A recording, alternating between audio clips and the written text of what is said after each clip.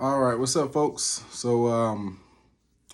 want to do a quick video on my experience in the Space Force has been for the past 3 to 4 years. Yeah, 3 to 4 years, I say, that I've been in the Space Force, and it's been pretty cool. I got a lot of good things to say about it. I got some critiques. I'm still serving in the Space Force right now. But I thought it would be a good idea to, share the awareness because a lot of people ask about what the Space Force is about and what we're doing. And so here's that video. So I am a software developer in the Space Force. Previously, I was a unit deployment manager where I would, pretty much help people deploy from where they're currently stationed to wherever they're going. So that's pretty much what my whole experience has been. And to be honest, I'm not getting a full experience of what the Space Force is all about because I'm not a space operator, But being a deployment manager, I've been able to talk to people who are space operators, and I've been able to learn a lot about what their jobs are. Um, but overall, I'll say that the culture in the Space Force is um, it's it has a more corporate feeling to it. It's like you'll feel less like you're in the military. So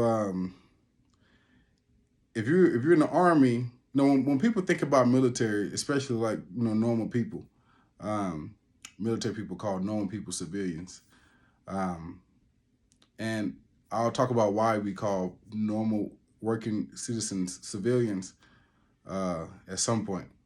But when people think about what the military is and what it's about, you think about like guns, right? You think about guns, think about people yelling, people kind of uptight. People are super anal about you know following rules and things like that. And from my personal opinion, because I must say this, I forgot to say this at the beginning of the video. Um, Everything I'm sharing is my opinion. It's my perspective. It's coming from my personal experience. It does not reflect on the Space Force or the military in general. Okay, but a little disclaimer. But it's less it's less serious, and it's in this nature. Um, it is a serious mission. Like everything that everybody's doing is very serious. Don't get me wrong about that.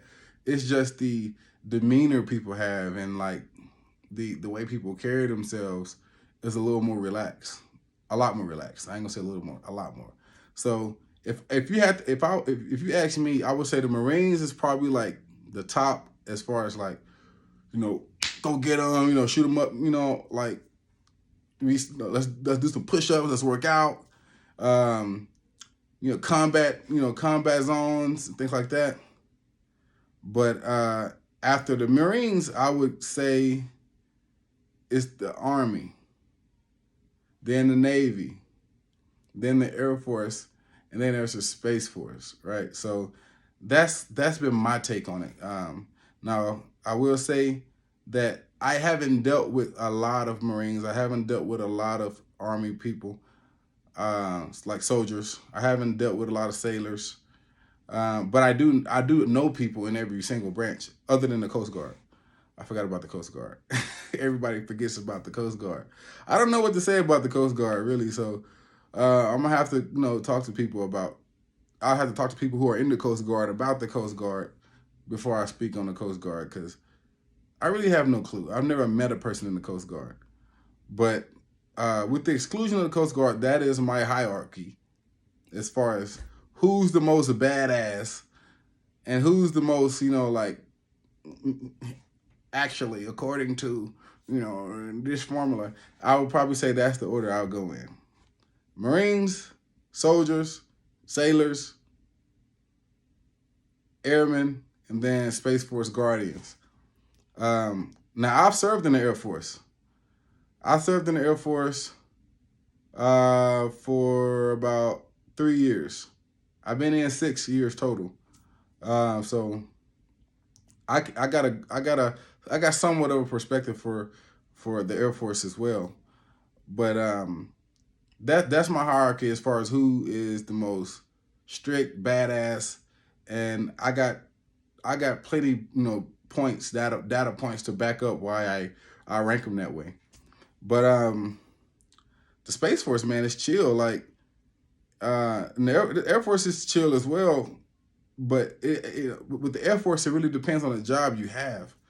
Because there are jobs in the Air Force where, you'll be put in positions where it's not going to be chill. It's going to be like super serious depending on what y'all doing out wherever you are. But as far as I can tell with the Space Force, man, it's pretty much the majority of the branch that has a more relaxed culture. Again, the mission, what we're doing is super important, but like, let me give you an example. I'll give you an example. I don't think the Army can put their hands in your pockets. And if you're watching this video and you're in the Army, let me know if I'm wrong. But if I understand, you can't put your hands in your pockets. It's like somebody gonna call you out about that. It's a part of the culture. It's a custom. It's written down somewhere in their documentation. In the Air Force, we call them AFIs. In the Space Force, we still use Air Force's AFIs as well for now. So we don't have to. We can put our hands in our pockets and walk around, right?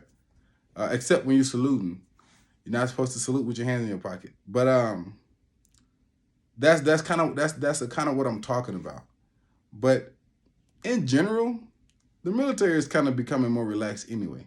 So if you watch any of these parodies about how the military used to be in the 90s compared to what it's like now, it's just, in general, it's just more relaxed and more inclusive, and in my opinion, it's soft. It's the military has gotten way softer than they used to be, and if it was up to me, I would make the military not much, but definitely more tough, and I would, I would I think expectations should be enforced a little more.